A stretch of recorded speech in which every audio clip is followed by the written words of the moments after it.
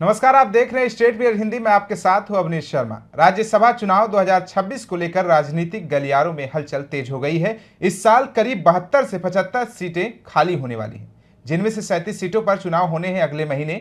माना जा रहा है कि इस चुनाव से संसद के उच्च सदन का समीकरण बदल सकता है और कई दिग्गज नेताओं की वापसी मुश्किल हो सकती है। राजनीतिक दल अभी से अपनी रणनीति बनाने में जुट गए हैं, क्योंकि राज्यसभा की इन सीटों पर जीत का गणित सत्ता संतुलन को प्रभावित कर सकता है। आइए समझते हैं पूरा राजनीतिक समीकरण हमारे सहयोगी जितेंद्र चौहान जी से। सर, स्वागत है स्टेट मिरर हिंदी पर। धन्यवाद अवनीश। सर, सबसे पहला मेरा यही सवाल है कि राज्यसभा चुनाव से राजनीतिक समीकरणों में क्या बदलाव आएगा?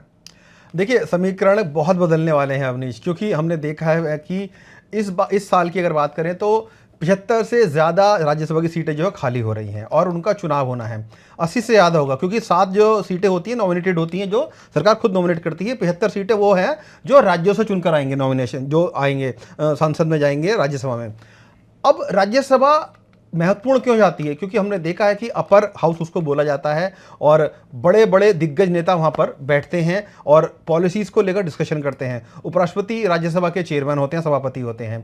अब चूंकि बीजेपी जानती है कि राज्यसभा में जो बिल पारित होते हैं उनको वहाँ पास कराना बहुत मुश्किल हो जाता है, क्योंकि जो आंकड़े हैं दोनों के, विपक्ष के और सत्ता पक्ष के, वो कहीं ना कहीं थोड़ा बहुत अंतर उनमें है। अभी बीजेपी की अगर बात कर ले तो उनके पास अच्छा खासा मामला, 103 के लगभग जो सांसद हैं लोकसभा राज्यसभा के, वो उनके पास हैं। वहीं विपक्ष की अगर बात कर ले तो 125 के लगभग पड़ते हैं, आंकड़ा बहुत ज़्यादा नहीं है। तो अब चूंकि सीटें बहुत सारी खाली होने जा रही हैं, बीजेपी के राज्यों में चुनाव जीत कर आई है, तो उस जीत का फायदा उनको मिलेगा। क्योंकि जो राज्यसभा की जो सीटें होती हैं अवनीश, उसमें जो वोटिंग होती है वो दरअसल राज्य में जीते हुए विधायक करते हैं। जिस पार्टी के ज़्यादा विधायक होते हैं उसी के अनुसार उनको सीटें मिली जाती हैं, एलोकेट की जाती हैं। तो अब चूंकि हमने देखा है कि कई राज्यों में चुनाव हुए थे, बीजेपी जीत कर आई है। वहाँ पर महाराष्ट्र की बात कर लीजिए, राजस्थान की बात कर लीजिए, बिहार की बात कर लीजिए, या हम कहें हरियाणा की बात कर लीजिए, तो कई राज्य ऐसे हैं जब बीजेपी जीत कर आई है। छत्तीसगढ़ की बात कर लीजिए, तो वहाँ पर बीजेपी का जो आंकड़ा है वो बढ़ेगा। अभी अगर इन सीटों की बात करें, 37 की सीटें जिनमें चुनाव अभी हाल ही में होना है, मार्च की में होना है, 16 मार्च को, उसमें बीजेपी ने अपनी रणनीति बनाना शुरू कर दिया है। मैं आपको बता दूं कि तमाम जो राजनीतिज्ञ हैं बीजेपी के, जो पूरे समीकरण बैठाते हैं, आला दर्जे के नेता हैं, बीजेपी के शीर्ष नेतृत्व है, वो कहीं ना कहीं इस जुगत में लग गया है, जोड़ में लग गया है। क्योंकि बीजेपी, हम जानते हैं कि संगठन के तौर पर जो राज्य हैं वहाँ पर कितनी मजबूत है, और अब चूंकि उनका आंकड़ा बढ़ा हुआ है विधायकों का, तो कहीं ना कहीं उनको सीटों का फायदा भी ज़्यादा मिलेगा। मैं आपको बता दूं कि 10 राज्यों में अभी जो मार्च में है वो चुनाव होने, जिसमें महाराष्ट्र में से 7 सीटें लोकसभा की आनी और राज्यसभा की आनी, माफ़ कीजिएगा। तो और बीजेपी ने वहाँ पर बहुत बड़ा आंकड़ा इस बार हमने देखा है, विधानसभा चुनाव में जीत कर आई है। साथ ही साथ वो वहाँ पर विपक्षी दल, जो सहयोगी दलों के साथ, उनके साथ भी है। तो 7 सीटें वहाँ पर महाराष्ट्र से आनी है। वहीं अगर बात करें ओडिशा की, बीजेपी वहाँ पर भी जीत के आई है। हमने देखा कि उन्होंने सरकार बनाई है लंबे समय बाद, और वहाँ पर भी 4 सीटें जो हैं बीजेपी वहाँ पर लेकर आएगी। तमिलनाडु से 6 सीटें हैं, पश्चिम बंगाल में 5 सीटें हैं, असम में 3 सीटें हैं, बिहार में 5 सीटें हैं, छत्तीसगढ़ में 2 सीटें हैं, हरियाणा में 2 सीटें हैं। हिमाचल प्रदेश में कहीं ना कहीं बीजेपी को मुश्किल होगी, क्योंकि बीजेपी वहाँ चुनाव हार गई थी, कांग्रेस वहाँ पर जीत कर आई है।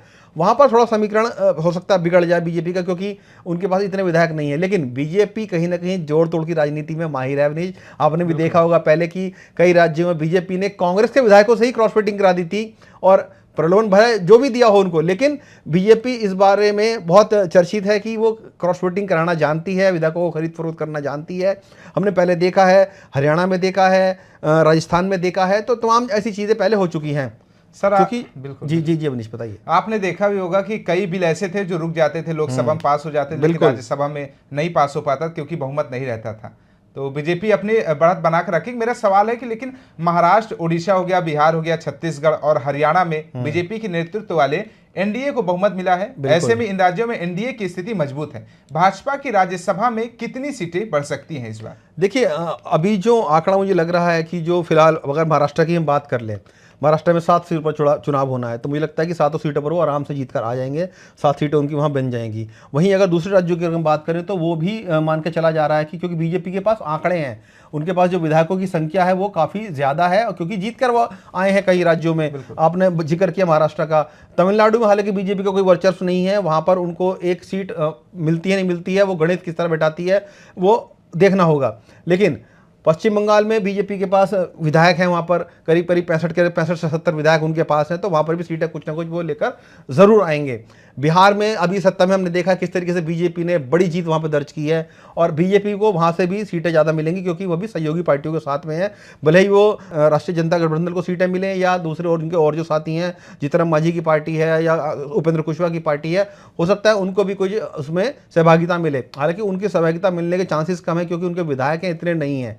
लेकिन बीजेपी को और कहीं ना कहीं जो नीतीश कुमार की पार्टी है उनको ज़रूर फ़ायदा मिलेगा। चुनावी सीटें बढ़कर आई हैं उनकी, छत्तीसगढ़ में बीजेपी सरकार बनाने में कामयाब रही तो वहाँ पर भी उनको फ़ायदा मिलेगा। हालांकि ये अभी गणित लगाना बड़ा बेमानी होगा कि किस पार्टी को कितनी सीटें मिल सकती हैं, लेकिन चूंकि संभावनाएं हम व्यक्त कर रहे हैं कि संभावनाएं क्या हैं, संभावना क्या बन सकती हैं, समीकरण क्या बन सकते हैं। समीकरण कहीं ना कहीं बीजेपी के पाले में बनते हुए नजर आ रहे हैं, क्योंकि बीजेपी वहां पर मजबूत है, उनके तमाम विधायक हैं, और उससे ज़्यादा बढ़कर बात यह है कि क्योंकि बीजेपी क्रॉस वोटिंग कराने में भी माहिर है, जैसे कि आपने जिक्र किया, हो सकता है कि दूसरी पार्टियों के विधायकों को भी अपने पाले में लेकर आए, क्योंकि सेंटर में बीजेपी है, उन राज्यों में बीजेपी है, तो कहीं ना कहीं उनको प्रलोभन दी जाएगा कि अगर आप सत्ता में आते हैं हमारे साथ तो कहीं ना कहीं आपको फायदा उसको दिया जाएगा। तोड़ने में बीजेपी माहिर मानी जा रही है। ये बिल्कुल तोड़ने में माहिर मानी जाती है, क्योंकि अमित शाह की जो चाणक्य नीति है, रणनीति बनाते हैं, वो कहीं ना कहीं उसमें जो विपक्षी दल है फंस जाते हैं। हमने देखा है, चाहे वो किसी भी तरह का प्रलोभन उनके दें,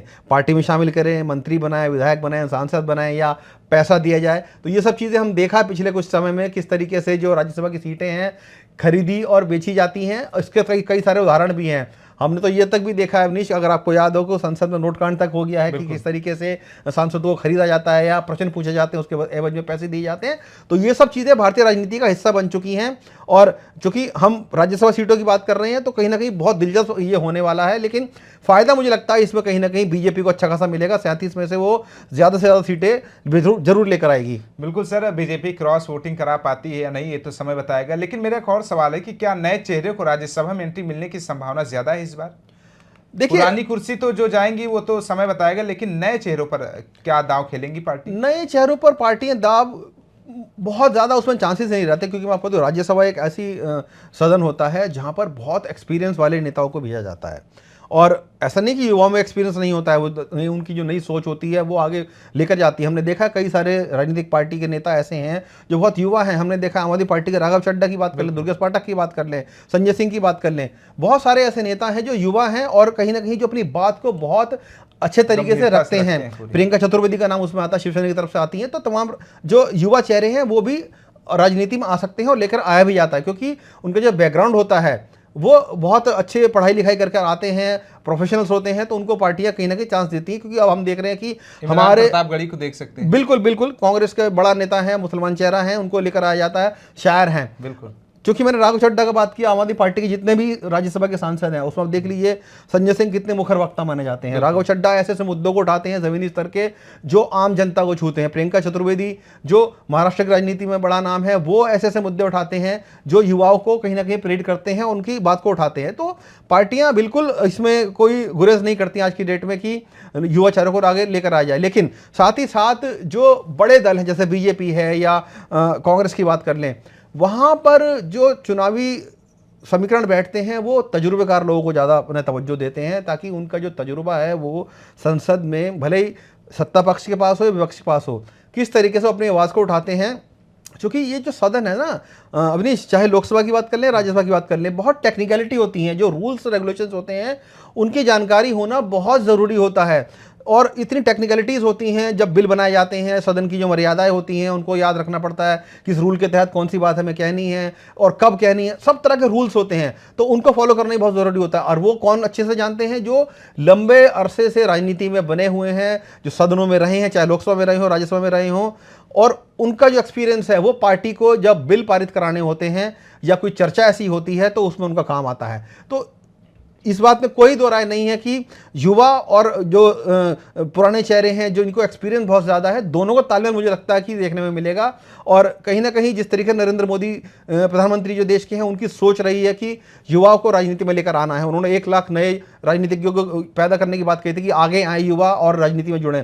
तो कहीं ना कहीं उनका ये भी एक संदेश रहता है कि युवाओं को ज़्यादा से ज़्यादा सहभागिता मिले, महिलाओं को सहभागिता मिले। हमने देखा है कि राजनीतिक दल आजकल महिलाओं को काफ़ी सहभागिता देते हैं, जो पढ़े लिखी महिलाएं हैं जो जिनका तजुर्बा बहुत ज़्यादा है, अलग अलग क्षेत्रों से आते हैं, उनको लेकर आया जाता है। हमने देखा पिछली बार जब जो कई ऐसी महिलाएं थी जो 7 सीट ऐसी होती हैं जिनको सरकार नॉमिनेट करती है, उनको अपना नॉमिनेट किया जाता है। उसमें से जया बच्चन को हमने देखा है कई बार, उनको पहले, हालांकि वो राज्यसभा में सपा की तरफ से आती हैं। अभी हमने देखा है कि इंफोसिस के चेयरमैन जो उनकी वाइफ को नॉमिनेट किया गया था सरकार के द्वारा, जो कि बड़ा नाम है वो। तो ऐसे में बहुत सारे ऐसे लोग आते हैं जिनको सरकार नॉमिनेट भी करती है। महिलाओं की इसमें भागीदारी हमने देखी है।